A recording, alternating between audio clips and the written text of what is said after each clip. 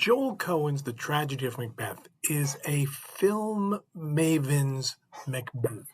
Coen loves the history of film. He loves the great directors of old. In some ways, this movie is a loving essay on the Wells Macbeth decades earlier. Though, unlike the Wells Macbeth, Coen has the budget he needs. This film is made in black and white through a digital, in the digital age. It's black and white as a choice. It is designed both for the big screen, it had a theatrical release, and for streaming.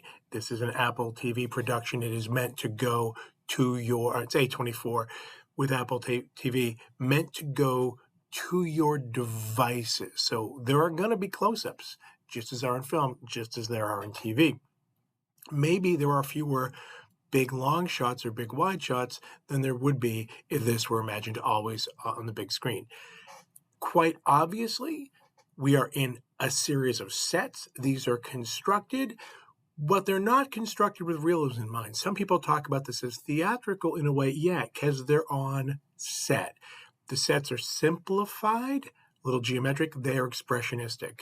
Part of how this movie works is by taking out extraneous detail, limiting it only to the suggestive detail. Everything about those sets is meant to suggest something to you, to communicate meaning. There's nothing there because the location scout found it there. There's no location scout.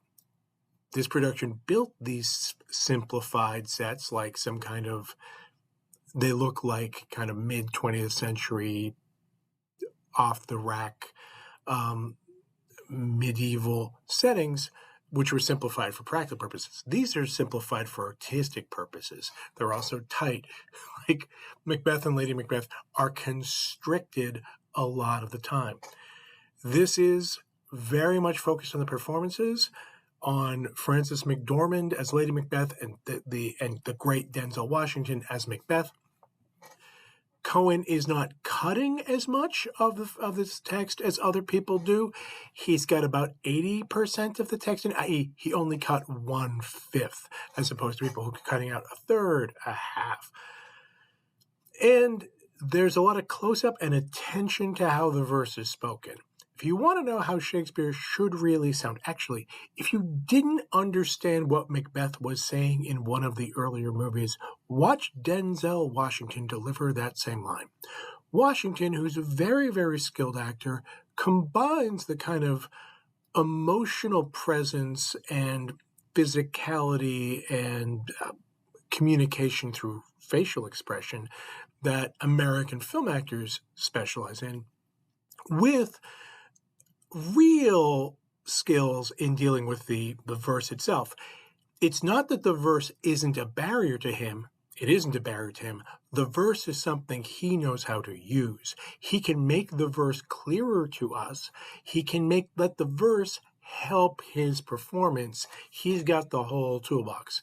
Nothing against the other performers, but it's instructive to watch how Washington performs the Shakespeare lines in this in this film, even compared with his perfectly good job 30 years earlier in the Branagh Much Ado About Nothing, where he does a perfectly good job with the language. Here, he's taken it to another level.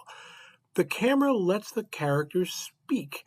They talk a lot. We get to hear them. There's a sense here, if you don't like the language, why are you doing this play? And there's a lot of play of light and shadow. The black and white is deliberate. There's a lot of darkness here. There's subtext for the fact that both our Macbeth and, interestingly, our Macduff are cast as black men, black American actors. The two characters who are definitely not going to succeed, not have a family. One of the things that Coen takes from an earlier version, and partly from the stage tradition, but definitely from the Polanski Macbeth, is the idea that Ross is dangerous and treacherous. That this minor thing whose function in the play is mostly to do kind of deliver messages. It's a little more complicated than that, but in most productions, it's not more complicated than that. And Ross is given a few extra lines, and the fact that he's got to do a lot of seemingly contradictory things gets read as he becomes a villain, a kind of time-serving smooth, guileful politician. That was certainly present in the Polanski Macbeth.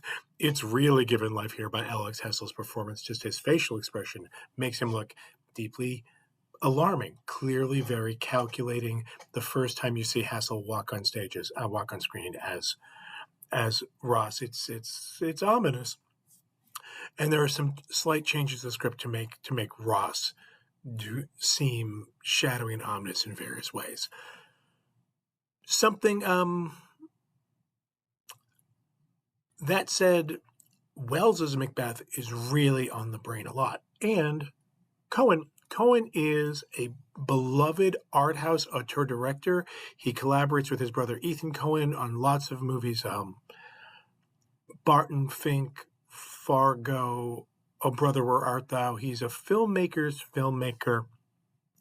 This is Joel Coen's first solo film, and only one to date. Though the camera is still doing the work. Watch point of view shots especially. This production is very interested in the Macbeth's relationship, which is very much key to the play. Watch for moments that are not in Shakespeare's script because they couldn't be, because there's no camera work in Shakespeare's script from the beginning of the 1600s. Watch for moments when we are in one of the Macbeth's viewpoints looking at someone else. We don't have to be. Coen will switch. He'll have one of the Macbeths talking, and we will switch to a viewpoint shot of that character's spouse so that we watch them for a moment through Macbeth or Lady Macbeth's eyes. That is worth paying attention to.